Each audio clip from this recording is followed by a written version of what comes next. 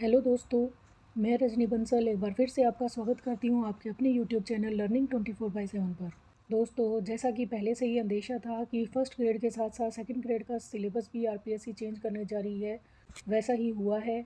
दोस्तों, RPSC second grade का first paper GK और सेकंड पेपर इंग्लिश दोनों का सिलेबस चेंज हो चुका है और उसमें बहुत अधिक चेंज हुआ है। आइए समय व्यर्थ न करते हुए चलते हैं पेपर 1 जीके पर और देखते हैं कि इसमें क्या नया जोड़ा गया है और क्या पिछला हटाया गया है। जो इसमें आपका फर्स्ट पार्ट है, geographical, historical, cultural and general knowledge of Rajasthan. दोस्तों, इसमें अधिक चेंज नहीं हुआ है। Physical features, climate, drainage, natural vegetation. दोस्तों, आपका पिछला सिलेबस भी मेरे हाथ में ही है। इसमें इन्होंने वेजिटेशन को नेचुरल वेजिटेशन लिखा है, दोनों एक ही बात है। Agriculture, livestock, dairy development, demographic characteristics. दोस्तों, population distribution, growth, literacy, sex ratio, ये सब डेमोग्राफिक कैरेक्टरिस्टिक्स ही हैं। Tribes, industries, tourism and major tourist centres.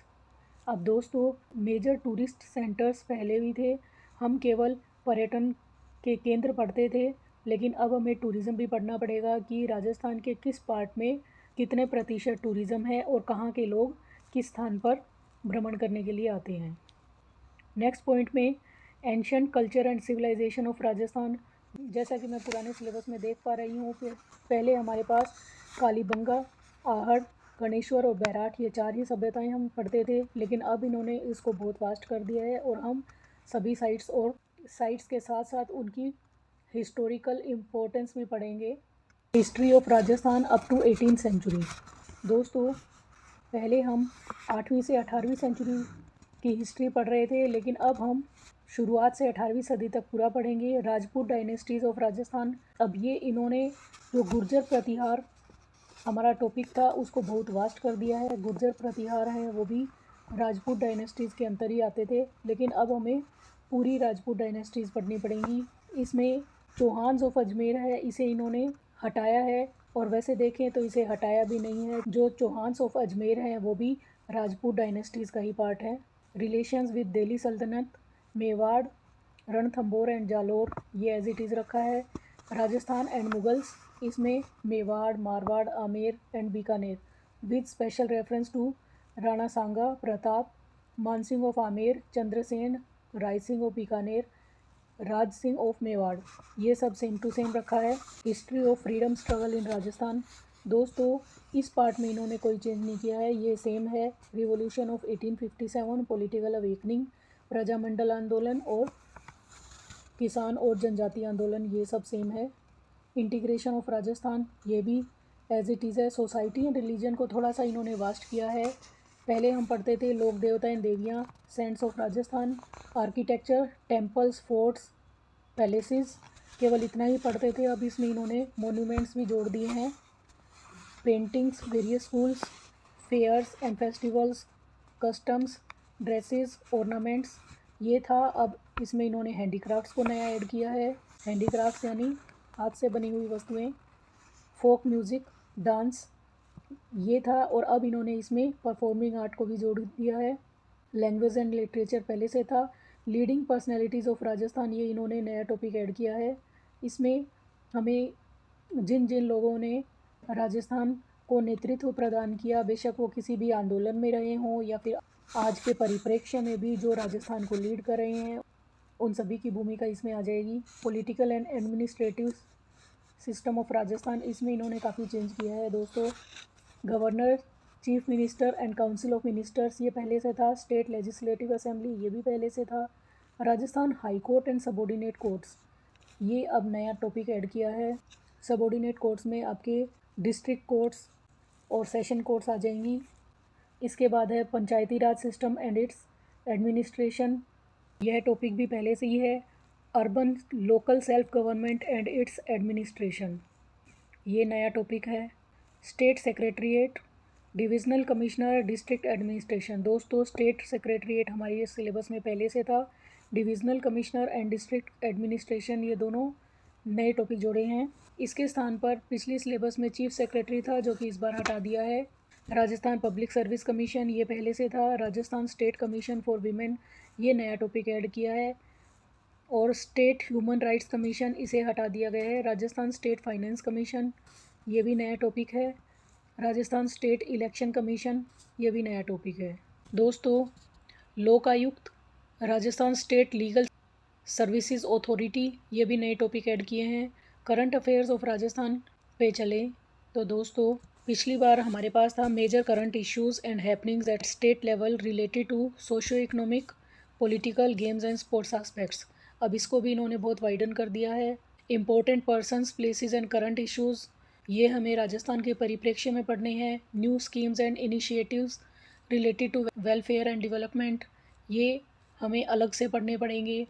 सरकार द्वारा चलाई गई जितनी भी कल्याणकारी योजनाएं हैं। Economic political dynamics, sports and games, ये दोनों टॉपिक्स पहले से थे।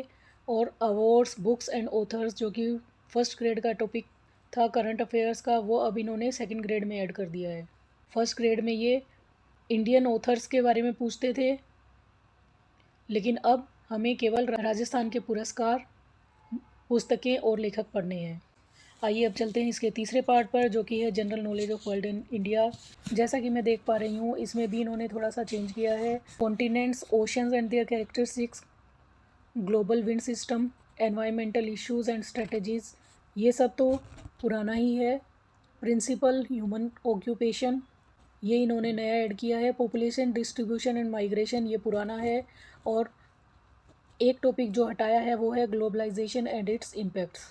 जनरल नॉलेज ऑफ इंडिया पर चलें तो दोस्तों, फिज़िकल फीचर्स, दोस्तों पिछली बार सिर्फ मॉनसूनल सिस्टम था, उसमें हम केवल वर्षा को पढ़ते थे। मॉनसून भारत में कब और किस हिस्से में प्रवेश कर रहा है और कहाँ से एग्ज़िट कर रहा है, लेकिन अब हम पूरे क्लाइमेट के बारे में पढ़ेंगे। जलवायु की सभी विधाओं को पढ़ेंगे, जलवायु के सभी प्रकार और उनके स्थान विशेष तथा जलवायु की संपूर्ण विशेषताओं को पढ़ेंगे और कैसे वे हमारे वातावरण को प्रभावित करती हैं। ये सभी दशाएं हम क्लाइमेट सिस्टम में पढ़ेंगे।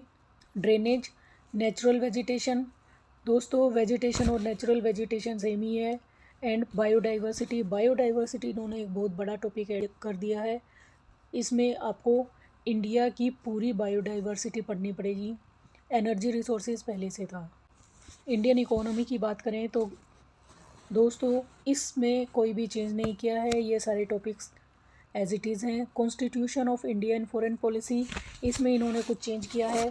आइए देखते हैं वो चेंज क्या है। दोस्तों, पहले हमारे पास था constitutional history of India with special reference to government of India acts of 1919 and 1935, लेकिन इसमें अब इन्होंने कुछ चेंज कर दिया है। दोस्तों, अब ये है कॉन्स्टिट्यूशनल डेवलपमेंट ऑफ इंडिया, ये इन्होंने पूरा बताया है। पिछली बार हम केवल उसे 1919 और 1935 के संविधान संशोधन एक्ट के परिप्रेक्ष्य में पढ़ते थे, लेकिन अब ये हमें पूर्ण पढ़ना है। कॉन्स्टिट्यूएंट असेंबली, संविधान सभा, ये अब इन्होंने फर्स्ट ग्रेड के जीके में भी ऐड किया है और सेकंड ग्रेड में भी ऐड किया है। एंड रोल ऑफ अम्बेडकर, ये हमारे पहले भी था कि संविधान निर्माण में BR अम्बेडकर जी की क्या भूमिका थी। अब दोस्तों, सिटीज़नशिप यानी नागरिकता, इन्होंने नया टॉपिक ऐड किया है। बाकी fundamental rights, directive principles of state policy, fundamental duties, ये तीनों पुराने टॉपिक हैं।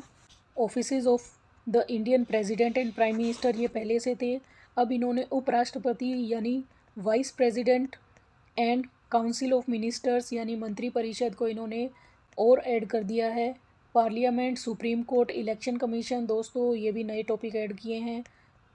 Principles of India's foreign policy and contribution of Jawaharlal Nehru, ये पहले से था। India's relation with major powers and neighbouring countries, contemporary issues and challenges, ये दोस्तों इन्होंने बहुत बड़ा टॉपिक ऐड कर दिया है। इसके स्थान पर पहले हम पढ़ते थे India and UNO, emerging trends in international politics with special reference to globalisation.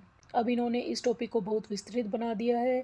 अब इंडिया के सभी मेजर पावर्स और जो पड़ोसी देश हैं उनके साथ कैसे रिश्ते हैं, वह पूरा हमें पढ़ना पड़ेगा। इसके साथ साथ आजकल के कंटेम्प्रेरी इश्यूज़ जो चल रहे हैं और जो चैलेंजेस भारत फेस कर रहा है, वह सभी हमें पढ़ना पड़ेगा। आइए अब चलते हैं एजुकेशनल साइकोलॉजी पर, इसमें भी कुछ चेंज किया है इन्होंने। आइए देखते हैं वे कौन कौन से चेंजेस हैं। Educational psychology, nature, scope and implications for effective teaching, यह टॉपिक पहले भी था, बस इसकी लैंग्वेज थोड़ी सी घुमा फिरा दी है इन्होंने। Holistic development of learner. दोस्तों, डेवलपमेंट ऑफ लर्नर और होलिस्टिक डेवलपमेंट ऑफ लर्नर, इसमें आपको सेम ही चीज़ पढ़नी पड़ेगी। होलिस्टिक डेवलपमेंट का अर्थ होता है कि बच्चे का संपूर्ण विकास। Concept and principles of development. दोस्तों, पहले आप concept of growth and development पढ़ते थे, अब ग्रोथ जो कि बहुत छोटा टॉपिक था वो हटाकर इन्होंने प्रिंसिपल्स ऑफ डेवलपमेंट ऐड कर दिया है। प्रिंसिपल्स ऑफ डेवलपमेंट क्या होते हैं, यानी विकास के सिद्धांत। जैसे प्रिंसिपल ऑफ कॉन्टीन्यूटी की जो डेवलपमेंट है वो लाइफ लॉन्ग चलता है। इसके अलावा जैसे जो सिफेलोकोडल प्रिंसिपल है, यानी बच्चे का जो विकास है वो नख से शिक की तरफ होता है, यानी नीचे से ऊपर की तरफ होता है। इसके अलावा बाहर से अंदर की तरफ विकास होता है। इसके अलावा स्पाइरल डेवलपमेंट होता है। ये सारे प्रिंसिपल्स आपको इसमें पढ़ने पड़ेंगे। इसके बाद आ जाता है cognitive, social, moral, emotional, linguistic and physical development. दोस्तों, इसमें भी इन्होंने फर्स्ट ग्रेड की तरह ही लिंग्विस्टिक डेवलपमेंट को ऐड कर दिया है, बाकी सब एज इट इज़ है। नेक्स्ट टॉपिक है लर्निंग। इसमें इन्होंने कुछ चेंज किया है। दोस्तों, पहले हम पढ़ते थे लर्निंग का meaning, types, different theories of learning. दोस्तों, इस बार इन्होंने थियोरीज ऑफ लर्निंग हटा दी हैं। Implications for a teacher, transfer of learning, ये भी हटा दिया है। Factors affecting learning, constructivist approach learning. अब जो इन्होंने ऐड किया है वो है behavioural, cognitive, social, cognitive approach to learning. अब आपको थियरीज़ के स्थान पर अप्रोच पढ़नी पड़ेंगी। Personality, meaning, theories of measurement, adjustment and its mechanism, maladjustment. अब दोस्तों, इसमें हमें मेल एडजस्टमेंट की बजाय हमें पढ़ना है मेंटल हेल्थ। वो मेल एडजस्टमेंट से जुड़ा हुआ ही टॉपिक है। और यदि आप समझते हैं कि पहले हमारे पास एडजस्टमेंट एंड इट्स मैकेनिज़्म था और अब केवल एडजस्टमेंट है, तो दोस्तों इसमें भी आपको एडजस्टमेंट के साथ ही डिफेंस मैकेनिज़्म भी पढ़नी पड़ेगी, जो कि आपको ये फर्स्ट ग्रेड के पेपर में से तो हटा दी गई हैं, लेकिन सेकंड ग्रेड के पेपर में डिफेंस मैकेनिज़्म को रखा गया है, जो कि एडजस्टमेंट का ही एक पार्ट है। Intelligence and creativity. दोस्तों, यह टॉपिक इन्होंने एज इट इज़ रखा है। मोटिवेशन, इसमें इन्होंने कुछ चेंज किया है, आइए देखते हैं कि वो क्या चेंज है। दोस्तों, पहले हम पढ़ते थे meaning and role in the process of learning, achievement, motivation. दोस्तों, अब अचीवमेंट मोटिवेशन हटा दिया है और मोटिवेशन का role in the process of learning भी हटा दिया है। अब इसके स्थान पर हम पढ़ेंगे मोटिवेशन का मीनिंग, मोटिवेशन के टाइप्स, जैसे extrinsic motivation, intrinsic motivation, theories of motivation पढ़ेंगे। जैसे मास्लोज थियरी है, वो काफ़ी इंपॉर्टेंट है, उससे बहुत प्रश्न आ सकते हैं। And its implication for teaching learning, कि टीचिंग लर्निंग में मोटिवेशन किस प्रकार सहायक है। Individual differences. दोस्तों, पहले हम इसमें पढ़ते थे meaning and sources, education of children with special needs, gifted, slow learners and delinquent. और अब हम पढ़ेंगे meaning, sources and classroom implications, inclusive education. दोस्तों, इंक्लूसिव एजुकेशन का यानी समावेशी शिक्षा का अर्थ है कि सभी तरह के बच्चों को एक ही क्लास में रखा जाए, बेशक वो स्लो लर्नर हैं या फास्ट लर्नर्स हैं या फिर गिफ्टेड चिल्ड्रन हैं या फिर नॉर्मल चिल्ड्रन हैं, उन सभी को एक साथ बैठा के पढ़ाया जाए ताकि उनमें सभी तरह के सामाजिक गुणों का विकास हो सके। पहले हमारे पास टॉपिक था concept and implications in education of self concept, attitudes, interest and habits, aptitude and social skills. दोस्तों, ये बहुत छोटे छोटे टॉपिक थे, लेकिन अब इनको हटा के इनके स्थान पे अब इन्होंने एक बहुत बड़ा टॉपिक ऐड किया है, जो कि है development of 21st century skills, concept and strategies. मतलब कि 21st सेंचुरी में कौन कौन सी स्किल्स हैं जो हमारे जीवन यापन में सहायक हैं, और उन सभी स्किल्स का कॉन्सेप्ट, बेशक वो सॉफ्ट स्किल्स हैं या कम्युनिकेशन स्किल्स हैं या कोई भी स्किल्स हैं, उन सभी स्किल्स का कॉन्सेप्ट और उनकी स्ट्रेटजीज़, और वे आज की 21st सेंचुरी में किस प्रकार से सहायक हैं और उन्हें किस तरह से शार्पन किया जा सकता है, यह सभी इस टॉपिक में आ जाएगा। इसके बाद जो इन्होंने बाइफर्केशन दिया है वो सेम ही है, पहले की तरह ही ये 200 नंबर का पेपर होगा जो 2 घंटे का होगा, और इसमें 100 questions will be asked of multiple choices, और इसमें भी नेगेटिव मार्किंग रहेगी। दोस्तों, आप लोगों का ज़्यादा समय न लेते हुए आइए चलते हैं अपने सेकंड पेपर इंग्लिश पर और देखते हैं कि उसमें क्या चेंज हुआ है।